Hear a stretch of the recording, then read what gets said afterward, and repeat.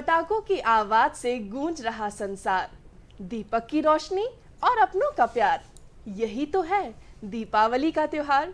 नमस्कार, आप सभी का बहुत बहुत स्वागत है आज के खास कार्यक्रम में। मैं हूं आपके साथ मोनिका तिवारी मिश्रा और मेरे साथ है मेरे सहयोगी मोहित। तो मोहित, आप सबसे पहले क्या कहना चाहेंगे, क्योंकि मैं यही जानना चाहूंगी, जब भी दीपावली का नाम आता है तो हम सभी को अपने बचपन की याद आ जाती है कि हम ये पर्व कैसे मनाया करते थे। तो दीपावली का नाम लेते ही आपको अपनी दीपावली किस तरह से याद आती है? दीपावली मुझे और मुझे लगता है सभी दर्शकों को दीपावली का नाम आते ही जो सबसे खूबसूरत जो हमारी मेमोरीज जुड़ी हुई हैं वो ये है कि दीपोत्सव के दिन बचपन में हमें नए कपड़े मिलते थे, मिठाई खाने को मिलती थी और हमारे दूर के रिश्तेदार जो सालों साल शायद हमसे न मिले हों पर दीपावली के दिन हमारे घर आते थे, मिठाई खाते थे, एक दूसरे से बातचीत करते थे और अपनत्व का जो भाव, आस्था और विश्वास के साथ जो दीपोत्सव न केवल हमारे देश में पूरे विश्व में मनाया जाता है, इसकी बड़ी खुशी होती थी। मैं एक बार मोनिका के साथ फिर सभी दर्शकों को दीपोत्सव की बहुत बहुत शुभकामनाएं दूंगा। हमारे साथ सम्मानीय पंडित जी रघुवीर जी हैं, हम आपका बहुत बहुत स्वागत करते हैं, आपका हमारे स्टूडियो में स्वागत है। पंडित जी, मैं चाहूँगा सबसे पहले आप दर्शकों को दीपोत्सव की बधाई दें। मोहित जी आपको, मोनिका जी आपको, दूरदर्शन की पूरी टीम को और हमारे प्रदेश और देश के समस्त दर्शकों को मेरी ओर से दीपावली की बहुत बहुत शुभकामनाएं। आप सबकी दीपावली मंगलमय हो, भगवान से, माँ लक्ष्मी से यही प्रार्थना करता हूँ। धन्यवाद। क्या बात है। तो हम सभी की दीपावली मंगलमय हो। जब भी दीपावली का नाम आता है तो हम सभी को ये मालूम है कि दीपावली हम क्यों मनाते हैं। 14 वर्ष के बाद भगवान श्री राम अयोध्या वापस लौटे थे।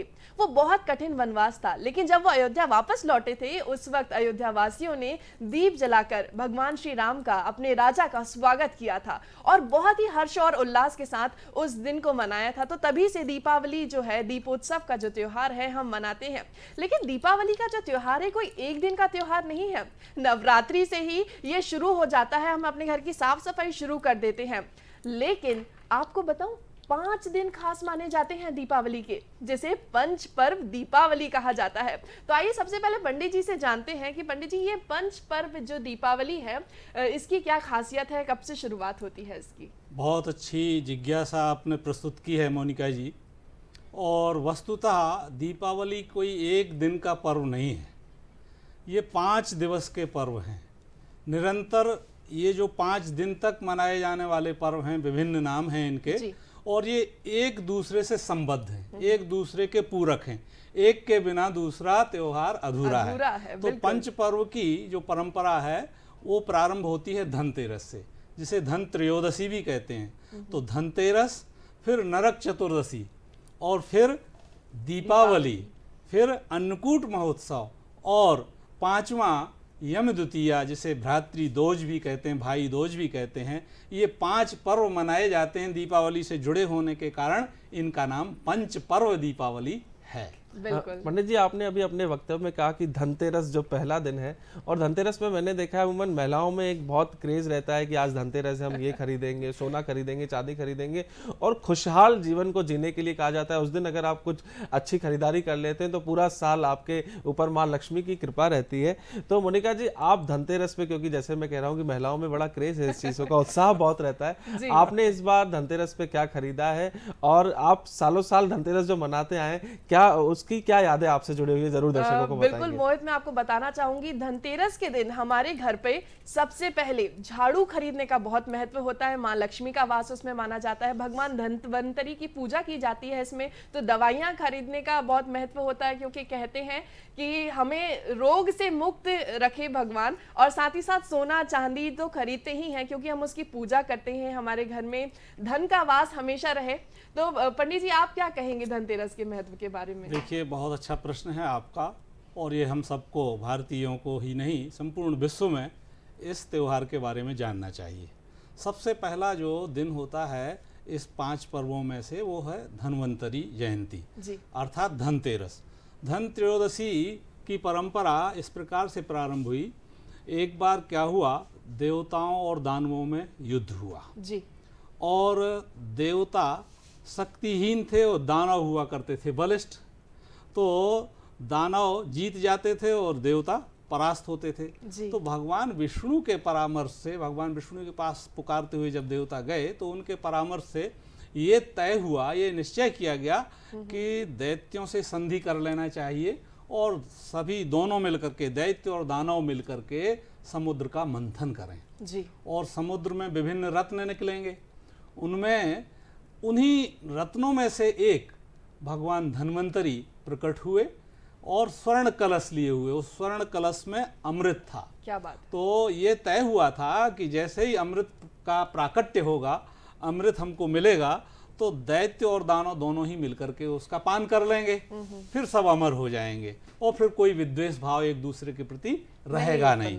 जी। तो इस प्रकार से धन्वंतरी भगवान का प्राकट्य हुआ और स्वर्ण कलश के माध्यम से अमृत देवताओं और दानवों के बीच में आया।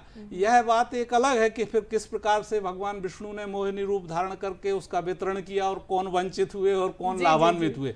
किंतु मैं धन्वंतरी के संदर्भ में ये कहना चाहूंगा कि धन्वंतरी एक देव चिकित्सक माने जाते हैं, बिल्कुल चिकित्सा शास्त्र के जनक माने जाते हैं धन्वंतरी। तो धन्वंतरी के माध्यम से आयुर्विज्ञान सारा का सारा खड़ा हुआ, तैयार हुआ, और जो स्वर्ण अमृत है उसमें, अमृत वो औषधियों का स्वरूप है, दिव्य अमृत है, औषधियां हैं। और इस प्रकार से स्वर्ण, इसलिए स्वर्ण कलश होने के कारण ही ये परंपरा बन गई हमारे समाज में कि हम कुछ नए बर्तन खरीदें, कुछ पात्र खरीदें। पहले लोग अपनी क्रय शक्ति देखते हैं, क्रय शक्ति के अनुसार सोना चांदी, पहले तो प्राचीन काल में सोना और चांदी को ही महत्व देते थे और सोना चांदी ही खरीदते थे, और विशेष करके कलश। अब आजकल क्या है, ताम्र कलश खरीदते हैं, रजत कलश माने चांदी का भी बहुत से खरीदते हैं। और यदि कलश नहीं खरीद पाते हैं तो अन्य विभिन्न वस्तुएं जो दैनिक उपयोग में आने वाली वस्तुएं हैं, पात्र हैं, इनका क्रय हमारा समाज करता है। और इस प्रकार से फिर भगवान धन्वंतरी की पूजा करते हैं। भगवान धन्वंतरी के नाम से 13 दीप उस दिन प्रज्वलित किए जाते हैं और भगवान धन्वंतरी की पूजा की जाती है, प्रार्थना की जाती है, क्योंकि हमारा शरीर स्वस्थ रहे। देखिए महाकवि कालिदास ने तो कहा भी है, शरीर माध्यम खलु धर्म साधनम। सबसे पहले हमारा शरीर ही धर्म की साधना करने के लिए तैयार रहता। तो यदि स्वस्थ शरीर रहेगा तो स्वस्थ मस्तिष्क रहेगा, स्वस्थ विचार आएंगे, और इस प्रकार से स्वस्थ समाज की निर्मिति होगी, स्वस्थ समाज का निर्माण होगा। इसीलिए तो कहा भी जाता है ना कि सबसे बड़ा धन निरोगी काया होता है। इसलिए यदि हमारी काया स्वस्थ है, हमारा शरीर स्वस्थ है, तो हमें सब कुछ बहुत सुंदर नजर आता है। पंडित जी, अब हम आपसे जानना चाहेंगे कि धनतेरस के बाद आता है नरक चतुर्दशी, जिसे छोटी दीपावली भी कहते हैं, तो उसके महत्व के बारे में भी आप हमें कुछ जानकारी दें। बहुत अच्छा प्रश्न है, ये भी उसके क्रम में दूसरे क्रम पर है, नरक चतुर्दशी। नरक चतुर्दशी के अंतर्गत एक पौराणिक कथा है। पौराणिक कथा तो सारे त्योहारों से संबंधित है, और पौराणिक कथाओं में हमारे भारतीय ऋषियों मुनियों का चिंतन है, जो वैज्ञानिक चिंतन है। तो पौराणिक कथा यह है कि एक बार भगवान वाराह ने पृथ्वी का उद्धार किया था, पृथ्वी को रसातल से लाए थे, वाराह का रूप धर के, भूदेवी जिसको कहते हैं, भूदेवी का उद्धार किया था। और उसी क्रम में कालांतर में भूदेवी और भगवान विष्णु के अवतार थे वाराह, इनके अंश से और नरकासुर की उत्पत्ति हुई। नरकासुर की उत्पत्ति हुई, नरकासुर बलिष्ठ सा, बलवान था। तो वो कुछ दिन तक तो ठीक ठाक चलता रहा, दैवी गुण आ गए, लेकिन बाद में पता नहीं उसमें कहाँ से राक्षसी प्रवृत्ति आ गई और वो पृथ्वी पर अत्याचार करने लगा, राजाओं को सताने लगा, उनकी कन्याएं छीनने लगा, अपने बंदी खाने में उनको बंद करने लगा। इस प्रकार अत्याचार अनाचार से तब फिर भगवान विष्णु से प्रार्थना की कि कोई उपाय बतलाइए। तो भगवान विष्णु ने कहा कि इसको जरूर कोई ना कोई ऐसा अमोघ वरदान है। तो उसने क्या किया था, नरकासुर ने तपस्या करके ऐसा वरदान ब्रह्मा जी से प्राप्त कर लिया था कि मेरी माँ के अतिरिक्त मेरा कोई वध ना कर सके। उसने ये सोच के ये वरदान मांगा था कि माँ तो कभी मारेगी नहीं, माँ तो बेटे को लाड प्यार करती है, तो ऐसा वरदान मांग लिया। अब इधर भगवान ने फिर माया रची, कृष्ण के अवतार में, विष्णु का ही अंश भगवान कृष्ण है, और सत्यभामा जो है वो भूदेवी पृथ्वी का अवतार है। तो पृथ्वी का अवतार सत्यभामा है। तो इनके जो साथ में सत्यभामा जी युद्ध में गई देवों और दानवों का युद्ध हो रहा था, उसी समय इसने मुर नाम के राक्षस को, जो इसका सेनापति था, उसको भेजा और मुर का वध तो भगवान कृष्ण ने कर दिया, इसीलिए उनका नाम भी मुरारी हो गया। बिल्कुल। किंतु बाद में जब मुरारी का वध जान करके और ये नरकासुर स्वयं युद्ध करने आया तो नरकासुर का वध ये नहीं कर सके, अपितु उल्टा हुआ ये कि उसने अपनी शक्ति के आघात से भगवान कृष्ण को मूर्छित कर दिया। जैसे ही मूर्छित तो अंतर्यामी माँ जो थी सत्यभामा, उनको ज्ञात हुआ, तो वो अपनी अमोघ शक्ति लेकर के, देखिए कोई भी पत्नी, पति पर यदि आघात होता है तो पत्नी अपने प्राणों को दांव पर लगा करके उसकी रक्षा करने के लिए आती है, ये भारतीय संस्कृति है। तो जैसे ही सत्यभामा आई और उन्होंने बिना कुछ सोचे समझे अपनी शक्ति का भरपूर प्रहार किया और नरकासुर की छाती पर नरकासुर का वध हो गया। बाद में ये रहस्य प्रकट हुआ कि सत्यभामा पृथ्वी का अवतार थी, अर्थात माँ हो गई उसकी, माँ ने तो उसका वध कर दिया। तो माँ यदि पुत्र दुष्टता करता है, पुत्र अन्यायी हो गया है, संस्कृति और धर्म का विनाश करने वाला हो गया है, तो माँ को ये दंड देने का अधिकार हमारे शास्त्रों ने दिया है। तो नरकासुर का वध हुआ और नरकासुर ने जो अपने बंदी खाने में, जेल में, जो विभिन्न राजाओं की, कहते हैं कि 16,000 कुमारियाँ थीं, रूप कुमारियाँ, उनको बंद कर रखा था। भगवान कृष्ण ने उनको मुक्त कर दिया, आप जाइए अपने अपने यहाँ। लेकिन वो कहीं लोक लाज है, कैसे जाएंगे, कहाँ जाएंगे? तो भगवान कृष्ण ने कहा चलिए कोई बात नहीं, हमारा साम्राज्य बहुत बड़ा है, हम सबको शरण देते हैं, क्या बात है ना। और उन्होंने द्वारका में उनको बसा दिया और उन्होंने भी अपना स्वामी भगवान कृष्ण के लिए मान लिया। इस प्रकार से ये नरकासुर की नरक चतुर्दशी कथा है। इस दिन भी 14 दीप दान करने का, दक्षिण दिशा की ओर 14 दीपों का दान किया जाता है और भगवान कृष्ण और सत्यभामा की पूजा का विधान इसमें मिलता है। निश्चित ही पंडित जी, आपने जो एक एक बात बड़े सहज रूप से दर्शकों को बताई है और आज की युवा पीढ़ी को ये सारी सत्य कथाएं पता भी होना चाहिए, जानकारी होना चाहिए। इससे ही हमारी संस्कृति की नींव रखी गई है। हमारा साहित्य, हमारी संस्कृति अगर देखा जाए तो कहीं ना कहीं इन सारी बातों से जुड़ता है। जैसा कि मोनिका ने भी बताया कि भगवान श्री राम जब अयोध्या लौटे 14 वर्ष के वनवास के बाद, बहुत सारे दृष्टांत इससे जुड़े हुए। एक दृष्टांत मुझे याद आता है और उसके बाद जो बहुत महत्वपूर्ण प्रश्न है मैं पूछना चाहूँगा। जब भगवान श्री राम लौटे तो वहाँ बहुत स्वागत किया गया और जैसे ही कोई राजा आता है तो राजाभिषेक भी होता है, सारी व्यवस्थाएं होती हैं। तो भरत ने, जो उनके भ्राता थे, उन्होंने पूछा कि आपका राजाभिषेक होना है तो बताइए किस किस को बुलाऊं। तो भगवान श्री राम, क्योंकि भगवान थे, पुरुषोत्तम भगवान श्री राम थे, तो वो बड़े सहज भाव से कहा कि सब आपस में ही तो है, कर सकते हैं। बोला नहीं, कोई आपके विशेष अतिथि हो तो बताइए। तो उन्होंने कहा नहीं, ऐसा कोई नहीं है, हनुमान है, लक्ष्मण है, हम सब लोग मिलके कर लेंगे। जब भगवान श्री राम रात को सोने गए, ये दृष्टांत मैंने कहीं सुना और पढ़ा, तो उनको लगा कि कोई एक विशेष अतिथि छूट रहा है। तो रात को अर्धरात्रि जिसे कहते हैं, भरत को उठाते और कहते हैं कि मेरे से बहुत बड़ी भूल हो रही है, एक अतिथि छूट रहा है। तो भरत ने आप बताइए, सुबह में अभी बहुत समय है, मैं कहीं से भी उनको यहाँ पे ले आऊंगा और उनको ससम्मान बिठाएंगे। तो भगवान श्री राम एक बहुत बड़ा उदाहरण है मित्रता का भी। उन्होंने कहा कि उस केवट को जरूर बुलाइए जिसने मुझे गंगा पार कराया। तो समाज के उस व्यक्ति को भी हमें अपने साथ जोड़ के चलना है जो हमें वक्त बेवक्त काम आता है और हमें पूरे शुभ कार्यों में, हमारे जीवन में जितनी भी यात्रा में हमारे साथ बहुत सारे लोग जुड़ते हैं, हमें किसी को भूलना नहीं और सबको साथ में लेके चलने की भावना जो भगवान श्री राम से हमको सीखने को मिलती है, निश्चित ही हम सबको एक ऊर्जा देती है जीवन में और आगे बढ़ने के लिए। पंडित जी, एक तो हम भगवान श्री राम की पूरी कहानी दीपोत्सव से जोड़ के चलते हैं और दूसरी तरफ माँ लक्ष्मी की पूजा हम लोग करते हैं। तो ये जो जुड़ाव है इन दोनों चीजों का, और इसकी विधि बहुत महत्वपूर्ण है क्योंकि हजारों करोड़ों लोग, मुझे लगता है पूरा देश विदेश सब एक दिन ही दीपोत्सव करते हैं और सब जगह ब्राह्मण नहीं पहुंच सकता है पूजा कराने के लिए, तो लोग स्वयं पूजा करते हैं। और जब स्वयं पूजा करते हैं तो अंत में जरूर कहते हैं कि कोई भूल चूक हो तो हमें माफ करना, पर ऐसा क्या किया जाए कि कोई भूल चूक हो ही नहीं। सरल विधि हम अपने घर में दीपोत्सव के दिन करें जिससे माँ लक्ष्मी भी हम पे प्रसन्न हो और हमें पूजा की वो विधि में कोई विघ्न नहीं है और सहजता पूर्वक हो जाए। बहुत अच्छा प्रश्न, बहुत अच्छी जिज्ञासा आपने मोहित जी प्रस्तुत की है। देखिए, लक्ष्मी जी का पूजन, सबसे पहले लक्ष्मी जी के पूजन के बारे में जानने के पहले हमको लक्ष्मी के प्रादुर्भाव की कथा जानना चाहिए। बिल्कुल। देखिए, उसी समुद्र मंथन के क्रम में धन्वंतरी के बाद ठीक लक्ष्मी जी का प्रादुर्भाव हुआ जी। तो लक्ष्मी जी स्वर्ण की वर्षा करती हुई, श्वेत रक्त कमल पर विराजमान, जो स्वर्ण की वृष्टि हो रही थी, इस प्रकार से प्रादुर्भूत हुई और वो भगवान विष्णु की अर्धांगिनी बनी। जी। बृहस्पति और शुक्राचार्य के अनुरोध पर स्वयंवर में लक्ष्मी जी ने भगवान विष्णु का वर्ण किया। तो इस प्रकार से, और उन्होंने लक्ष्मी जी की जो भी उपासना करता था कोई भी, वो सबको धन धान्य से समृद्ध कर दिया करती थी जी। तब देवताओं ने विचार किया कि ये तो सबको धन धान्य से समृद्ध किए दे रही हैं, दुष्ट है तो वो अपने धन का व्यय दुष्टता में करेगा जी। सज्जन इससे वंचित रह जाते हैं, तो क्या करें।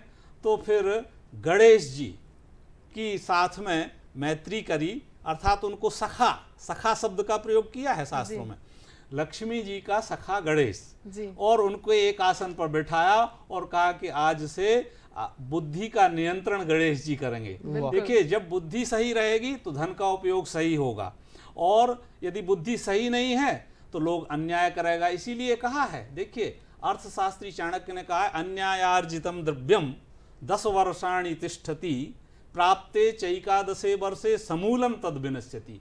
अन्याय से अर्जित किया हुआ धन 10 वर्ष तक तो आपको फलीभूत होगा, लेकिन जहां 11वां वर्ष प्रारंभ हो जाता है वो क्षरण होना शुरू हो जाता है और नष्ट हो जाता है, समूल नष्ट हो जाता है। तो लक्ष्मी जी का भाव यह है पूजन का कि जो सतोगुणी होगा, बुद्धि का सदुपयोग करेगा, श्रम करेगा, श्रमेणोपार्जिता लक्ष्मी, श्रम के द्वारा लक्ष्मी प्रसन्न होती है, अन्याय से अर्जित की हुई लक्ष्मी स्थिर नहीं होती है। इसीलिए गणेश जी के साथ में लक्ष्मी जी का विधान हुआ, लक्ष्मी जी का पूजन करना चाहिए। पूजन कैसे करना चाहिए, तो पंचोपचार, पंचोपचार माने जल गंधाक्षत पुष्प और नैवेद्य, धूप दीप नैवेद्य, ये हो गया।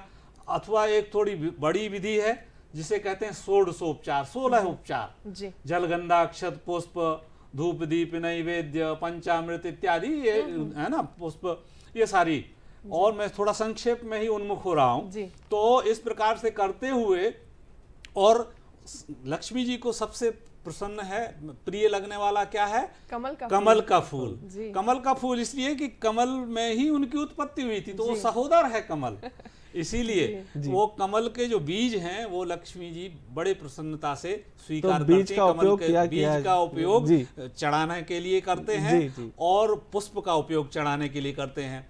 साथ ही साथ अनेक प्रकार की स्तुति करते हैं, वैदिक मंत्रों में आता है। देखिए, इसके पहले मैं थोड़ा सा ये और कह दूं, पूजन करने के पहले व्यक्ति को मनसा वाचा कर्मणा पवित्रीकरण होना जरूरी है। बिल्कुल, पवित्र भाव रहेगा मन से, तभी है। इसीलिए मन के बारे में हमारे ऋषियों ने कहा, यज्जागृतो दूर मुदयति देवन तदु सुप्तस्य तथैवैति दूरंग मन ज्योतिखान ज्योतिरेकन तन्मे मनः शिव संकल्पमस्तु। हमारा जो मन है वो शिव संकल्पों वाला बने। शिव संकल्प माने शुभ संकल्प वाला बने।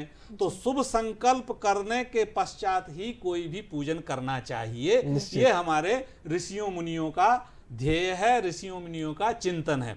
और जब पूजन हो गया तब लक्ष्मी से प्रार्थना, विभिन्न मंत्र हैं उनके तो प्रार्थना तो करने की, आवाहनम न जानामि ना जानामि तवार्चनम पूजाम चैव न जानामि क्षम्यताम परमेश्वरी। इस प्रकार से परम ऐश्वर्य की प्रदाता जो लक्ष्मी है, अश्वदायी गोदायी धनदायी महाधने धर्म में युक्ताम देवी सर्व कामांश्च देहि में। इस प्रकार से भगवान की, लक्ष्मी जी की, भगवान विष्णु की और लक्ष्मी जी की। देखिए, एक बात और यहाँ मैं जोड़ना चाहूंगा कि भगवान को कोई प्राप्त नहीं करना चाहता, प्राप्त करना चाहता है केवल लक्ष्मी जी के लिए। लक्ष्मीपति तो सब बनना चाहते हैं, लक्ष्मी पुत्र कोई नहीं बनना चाहता है। जबकि लक्ष्मीपति तो भगवान विष्णु हैं, भगवान राम हैं, भगवान कृष्ण हैं जो उनके अंश हैं। तो लक्ष्मी पुत्र बन करके यदि कोई लक्ष्मी माँ को याद करेगा, प्राप्त करेगा, उपासना करेगा, आराधना करेगी, तो माँ लक्ष्मी उसकी समृद्धि के चहुं दिशा से, चारों दिशाओं से उसके द्वार खोल देगी और उसको उसकी उन्नति दिन दूनी रात चौगनी होगी। इस प्रकार से निश्चित ही पंडित जी संस्कृत भाषा का उपयोग कर रहे हैं और पंडित जी संस्कृत में पीएचडी भी हैं, पर सरल भाव में हमने बस यही सीखा है जो आरती गाते समय जो पंडित जी अपनी भाषा में हमें समझाना चाह रहे हैं कि तुम बिन यज्ञ न होवे वस्त्र न कोई पाता, ओम जय लक्ष्मी माता। हम माँ लक्ष्मी से ही सब कुछ ऊर्जा मिलती है। मैं कहूँ जीवन में खुशहाली जो है माँ लक्ष्मी का, जिसके ऊपर आशीर्वाद हो जाता है। और गणेश जी, जैसा कि पंडित जी ने बताया, कि बुद्धि के देवता हैं, और माँ सरस्वती अगर साथ में रहे तो निश्चित ही घर में संस्कार भी आते हैं, आपकी बुद्धि सही दिशा में। अन्याय से कमाई, जो पंडित जी ने बहुत महत्वपूर्ण बात कही, मुझे लगता है पूजा की विधि के साथ एक जो मन से बात जो निकली कि अन्याय से की गई कमाई 10 साल तक तो हो सकता है आपको सुख दे सकती है, बड़ी बड़ी गाड़ियां, बंगले, बड़े मोबाइल, सब कुछ यश दे सकती है, पर 11वां साल बड़ा दुखद होगा। तो दर्शकों, कोशिश करें कि जीवन में कोई गलत काम नहीं हो। इतनी शक्ति हमें देना दाता, मन का विश्वास कमजोर होना, भूल से भी हमसे कोई भूल होना। पंडित जी प्लीज। बिल्कुल, तो पंडित जी मोहित ने भी बहुत अच्छी बात कही है कि हमें हमेशा ही सही राह पर चलना चाहिए, सही मार्ग से धन उत्पन्न करना चाहिए, ताकि हमारा जो धन है वो सही जगह पर खर्च हो सके और हमारे अंदर जो बहुत सारी चीज़ें हैं, हमारे अंदर जो विवेक है वो उत्पन्न हो, ताकि हम जो भी कार्य कर रहे हैं वो बहुत ही अच्छे से हम संपन्न कर सकें। दीपावली जब हम मनाते हैं उसके बाद आता है बहुत ही खास त्योहार। ये त्योहार है अन्नकूट का, गोवर्धन का। और एक और खास बात, कई घरों में दीपावली के दिन जो जोत जलाई जाती है उस पर एक थाल ढका जाता है और उससे काजल बनाया जाता है, और अगले दिन गोवर्धन के दिन उस काजल को अपनी आंखों पे लगाने का बहुत महत्व होता है। तो पंडित जी, आप हमें उस काजल के बारे में और साथ ही साथ जो हम गोवर्धन पूजा करते हैं, अन्नकूट बनाते हैं, उसके महत्व के बारे में बहुत अच्छा प्रश्न है आपका। और काजल के बारे में तो एक वैज्ञानिक धारणा भी है, काजल दृष्टि को सही रखता है। और यहाँ पूजन के साथ में चूंकि दृष्टि और भाव सही होना ही चाहिए, विचार सही होना ही चाहिए, इसीलिए भी काजल का विधान उसके साथ आता है। रहा सवाल अन्नकूट का, तो अन्नकूट का भी जो बड़ा महत्व है, ये लोकोत्सव का भाग तो है ही, क्योंकि बरसात के बाद में सारी धन धान्य की समृद्धि हमारे यहाँ आती है। और भगवान कृष्ण ने, उसका प्रसंग आता है श्रीमद् भागवत में, महाभारत में, विभिन्न पुराणों में उल्लेख है कि भगवान कृष्ण ने इंद्र की पूजा, इंद्र का मान भंग करके, उसको बंद करके, और गोवर्धन पर्वत की अर्थात प्रकृति का, पर्यावरण का संदेश दिया, और प्रकृति का, पर्यावरण का पूजन उन्होंने प्रारंभ किया था। इसीलिए भगवान गोवर्धन की स्तुति में स्वयं कहते हैं, वंशी विभूषित करा नवनीरदाभा पीतांबराधरुण बिंब फलाधरोष्टात् पूर्णेन्दु सुंदर मुखादर विंद नेत्रात् कृष्णात् परम किमपि तत्त्वमहं न जाने। भगवान कृष्ण के अलावा और कोई तत्व नहीं है। तो उन्होंने जब कहा कि गोवर्धन पर्वत की पूजा करिए, सब ग्वाल वालों को, नंद बाबा को, माया यशोदा को ले आए और विविध पकवान बनाए। पकवानों का भोग एक रूप से पूजत हैं, दूजे रहे पुजाए। भगवान कृष्ण का ही रूप है गोवर्धन पर्वत। वहां पूजा करी और अन्नकूट का, अन्नो वही ब्रह्म, अन्न का महत्व बतलाया कि अन्न की बर्बादी मत करिए, बिल्कुल, अन्न का अधिक उत्पादन करिए। पंडित जी, मैं यहाँ पे अपने दर्शकों से भी यही कहना चाहूंगी कि अन्न की बर्बादी नहीं करनी चाहिए। वो कहते भी है ना, उतना ही ले थाली में कि व्यर्थ न जाए नाली में। अन्न बर्बाद नहीं होना चाहिए। और आजकल तो ऐसी कई सारी सुविधाएं भी उपलब्ध हैं कि यदि आपके पास अन्न बच जाता है तो आप उसे दान कर सकते हैं। जी पंडित जी। अच्छा, अब आता है उसी के क्रम में 5वां जो पर्व है वो यम द्वितीया का पर्व, जिसे भाई दूज कहते हैं, भ्रातृ द्वितीया भी कहते हैं। तो भ्रातृ द्वितीया ऐसे है, सूर्य पुत्र है यमराज और सूर्य की पुत्री है यमी।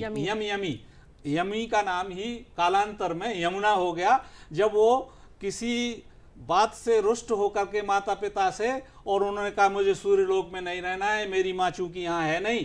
उनकी माँ का नाम था संज्ञा, वो विश्वकर्मा की पुत्री थी। संज्ञा रुष्ट होकर के पृथ्वी लोक पर आ गई थी, तो यमुना भी पृथ्वी लोक पर आ गई और जल रूप में परिवर्तित हो गई थी। और यमराज से उन्होंने वरदान मिला था कि जो आज के दिन, द्वितीया के दिन, अपनी बहन के यहाँ जाकर के स्वादिष्ट व्यंजनों का उपयोग करेगा, भोजन कराएगी बहन, तो उसे मेरी बाधा कभी नहीं होगी। इसलिए यमदूतों को मुक्त करने के लिए, देखिए एक सवैया में कहा भी है, यमुना यमदूतन तारत है भव तारत है श्री राधिका रानी।